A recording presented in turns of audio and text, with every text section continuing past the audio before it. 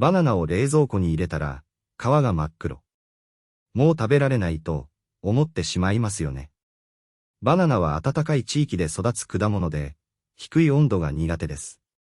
冷蔵庫にそのまま入れると、低温障害で皮が黒くなりやすくなります。皮が黒くなっても、すぐに果肉まで傷んだとは限りません。食べる前に、中身の状態や匂いを確認しましょう。長持ちさせたいなら、好みの熟度になるまでは常温で。